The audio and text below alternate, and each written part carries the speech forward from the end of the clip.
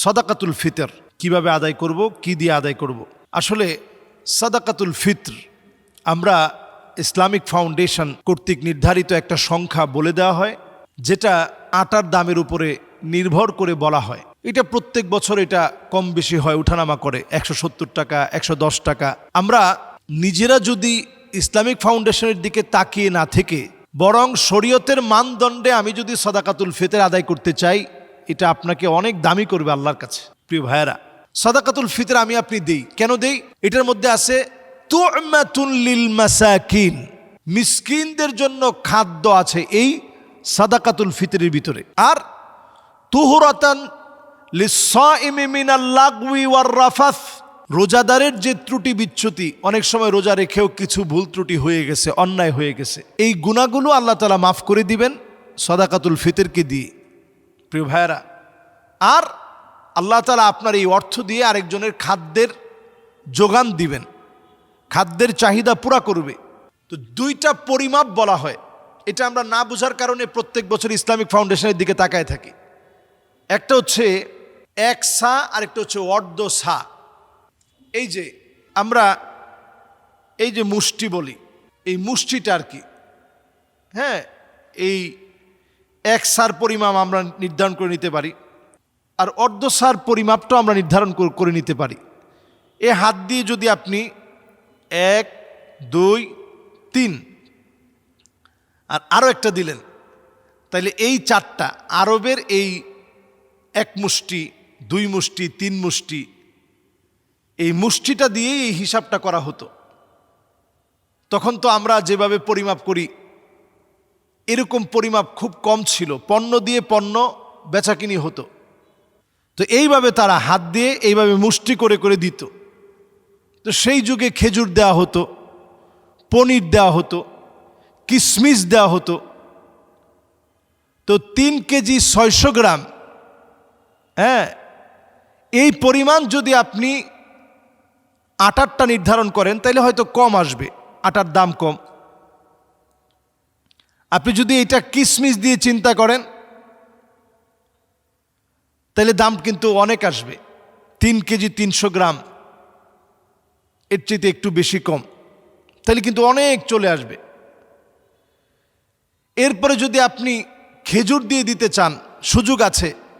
খেজুরের মধ্যে এমন খেজুর আছে যেই খেজুরের দাম, আজওয়া খেজুর, যে খেজুরের দাম 1200 টাকা, এমন খেজুর আছে 2000 টাকা কেজি, এমন খেজুর আছে যেটা 3000 টাকা কেজি। তাহলে আপনি যদি 3.5 কেজি খেজুরের মূল্য নির্ধারণ করেন তাহলে 6000 টাকার উপরে প্রায় 7000 টাকা কিন্তু আপনি দিতে পারবেন। এইভাবে করে যদি আমরা দেওয়ার চেষ্টা করি তাহলে একজন 7000 টাকা দিতে পারবো। কিশমিশ দিয়ে চিন্তা করলে আপনি যদি ভালো মানের কিশমিশ হিসাব করেন তাহলে 2200 টাকা হিসাবে আপনি দিতে পারবেন। পনির দিয়ে আপনি দিতে পারবেন।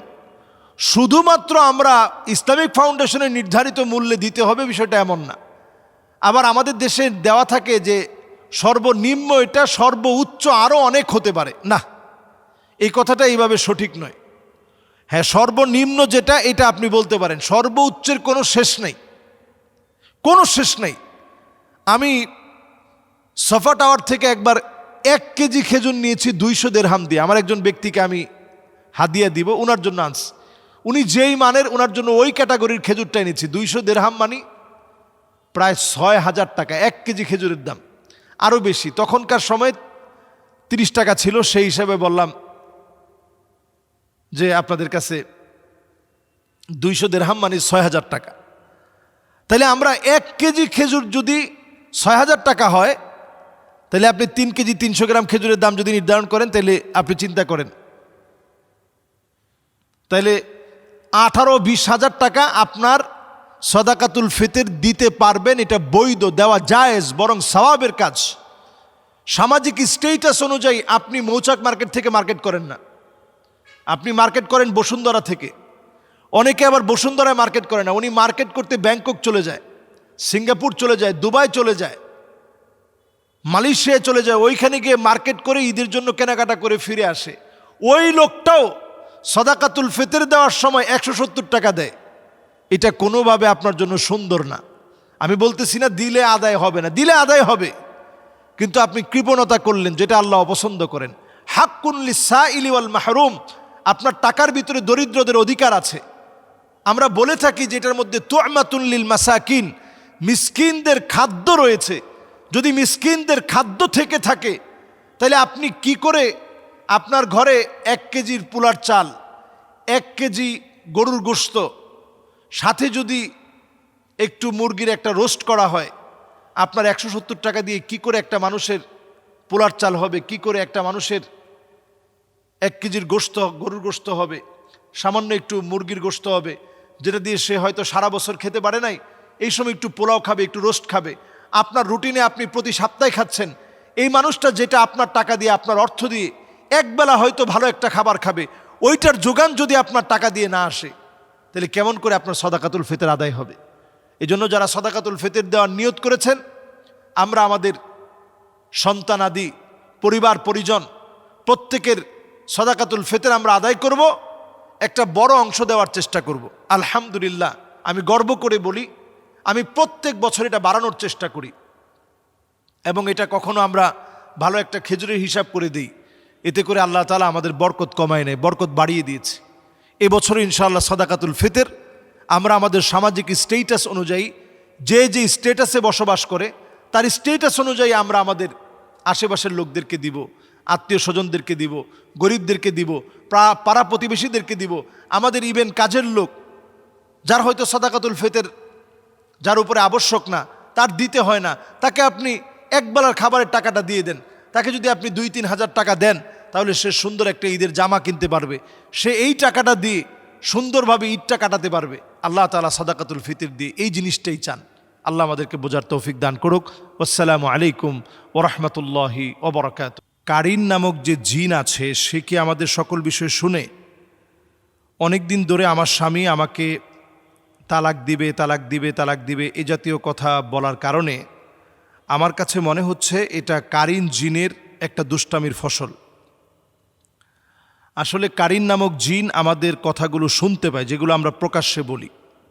মা মিনকুম মিন আহাদিন, নবী আলাইহিস সালাতু ওয়াস সালাম বলছেন, ইল্লা ওয়াকাদ কারিনুহু মিনাল জিন, যে তোমরা যে যেখানে আছো, মা মিনকুম মিন আহাদিন ইল্লা ওয়াকাদ কারিনুহু মিনাল জিন।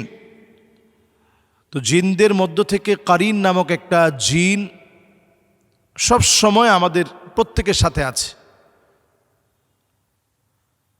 ভালো কাজ করার মধ্য দিয়ে সে অনেক সময় আপনার সুন্দর আচরণগুলো দেখে সে ঈমানদার হতে পারে। এটার প্রমাণ হচ্ছে নবী করিম সাল্লাল্লাহু আলাইহি সাল্লামের সাথেও সাহাবায়ে কেরাম প্রশ্ন করছেন, ইয়া রাসূলুল্লাহ, আপনার সঙ্গেও কি কারিন নামক জিন আছে? একটু চিন্তা করে দেখেন, আপনার সাথে এক একটা কারিন নামক জিন, কারিন মিনাল জিন, কারিন কারিন কারিন, এই জিনটা আমাদের প্রত্যেকের সাথে আছে। নবীজি সাল্লাল্লাহু আলাইহি সাল্লাম বলছেন যে হ্যাঁ, আমার সাথেও আছে। ইল্লা ওয়াকাদ আ'আনানি আল্লাহ ফাআসলাম, আল্লাহ পাক আমি নবী করিম সাল্লাল্লাহু আলাইহি সাল্লামকে সাহায্য করেছেন, ফলশ্রুতিতে সে ইসলাম গ্রহণ করছে। সুবহানাল্লাহ। তাহলে নবীজির সঙ্গে যে কারিন জিন ছিল, সে কারিন জিন ইসলাম গ্রহণ করে ফেলছে। আমাদের যে বোন প্রশ্ন করছেন যে কারিন জিনের কারণে সংসার ভেঙে যাচ্ছে প্রায়, এটা কি বিষয়টা আসলে এমন কি না? হ্যাঁ, আপনি প্রকাশ্যে যদি কোনো কিছু বলেন তাহলে সেটা জিন শুনতে পারে এবং জিন আপনার মনে ওয়াসওয়াসা সৃষ্টি করতে পারে। তবে গোপনে গোপনে যা বলেন এটা কিন্তু কারিন জিন শুনে না। আল্লাহু আলিমুম বিযাতিস সুদূর, অন্তরের খবর কেবলমাত্র আল্লাহ জানেন। তবে কারিন জিন আমাদেরকে অনেক সময় উযকুর কাযা ওয়া কাযা, আমাদেরকে খারাপ জিনিসগুলো স্মরণ করিয়ে দেয় ডিপ্রেশনে ফেলে দেওয়ার জন্যে। এই জন্য কারিন জিন থেকে, তার কুমন্ত্রণা থেকে বাঁচার জন্য এই যে আমরা সূরা ইখলাস, সূরা ফালাক, সূরা নাস পড়ি, মিনাল জিন্নাতি ওয়ান নাস, আমরা প্রতিনিয়ত পড়ি না, ঘুমাতে যাওয়ার সময় পড়ি। 5 ওয়াক্ত নামাজের পরে ফজর আর মাগরিব ছাড়া একবার করে পড়বেন। ফজরের পরে সূরা ইখলাস 3 বার, ফালাক 3 বার, নাস 3 বার পড়বেন। মাগরিবের পরে ইখলাস 3 বার, ফালাক 3 বার, নাস 3 বার পড়বেন। আল্লাহ তাআলা আপনাকে হেফাজতের দায়িত্ব আল্লাহ তাআলা নেবেন। আয়াতুল কুরসি পড়ে আপনি আপনার দোকান পাট ব্যবসা বাণিজ্য বন্ধ করবেন। আয়াতুল কুরসি পড়ে আপনি ঘুমাতে যাবেন। ফালাই ইয়াজাল আলাইকা মিনাল্লাহি হাফেজ, আল্লাহর পক্ষ থেকে একজন জামিনদার, একজন জিম্মাদার আল্লাহ নিযুক্ত করে দিবেন। কাজে এই বিষয়গুলো অত্যন্ত খেয়ালের সাথে আমাদের প্রত্যেকের শোনা অত্যন্ত জরুরি। আমাদের প্রত্যেকের জন্য এটা উচিত যে এই বিষয়গুলো আমাদের খেয়াল করব, এই বিষয়গুলো আমরা জানার চেষ্টা করব, মানারও চেষ্টা করব। শুধুমাত্র আমরা শুনব না, বরং আমরা মানব, মানার চেষ্টা করব। এবং কারিন জিন, তাকে কিন্তু যে কোনো মুহূর্তে আল্লাহ তাআলা তাকে মুসলিম বানায় দিতে পারে, ইমানের পথে আল্লাহ তাআলা কবুল করতে পারে। তো আল্লাহ তাআলা তাকে ইমানের পথে কবুল করবে কখন? আমি আপনি যখন ভালো হব, নেকের পথে চলবো, ইমানের পথে চলবো, তখন সে হয়তো আমার আপনার অনুগত হবে, নেকের দিকে সেও আগুয়ান হবে। এজন্য আমরা এটা মনে না করি যে তার কারণে তালাক হয়ে যাচ্ছে, বরং আমরা তালাক তালাক এই শব্দগুলো আমরা প্রতিনিয়ত বলবো না। নবী করিম সাল্লাল্লাহু আলাইহি ওয়াসাল্লাম বলছেন, আনা লা উতাল্লিক, আমি নবী কখনো তোমাদেরকে ছেড়ে দিব না। তো নবীজি বলতেছে আমি তোমাদেরকে ছেড়ে দিব না, আর আমরা প্রতিদিন জপতে থাকি যে আমি তোমাকে ছেড়ে দিব, আমি তোমাকে ছেড়ে দিব, আমি তোমাকে ছেড়ে দিব। আমরা স্ত্রীদের প্রতি যত্নবান হই, রমাদান এই স্ত্রীদের প্রতি যত্নবান হই, হকের ব্যাপারে যত্নবান হই। প্রত্যেকে আমরা আমাদের পরিবারের প্রতি যত্নশীল হওয়ার চেষ্টা করি, দায়িত্ববান দায়িত্বশীল স্বামীর পরিচয় দেওয়ার চেষ্টা করি। আল্লাহ তাআলা আমাদেরকে তৌফিক দান করুক। আসসালামু আলাইকুম ওয়া রাহমাতুল্লাহি ওয়া বারাকাতুহু।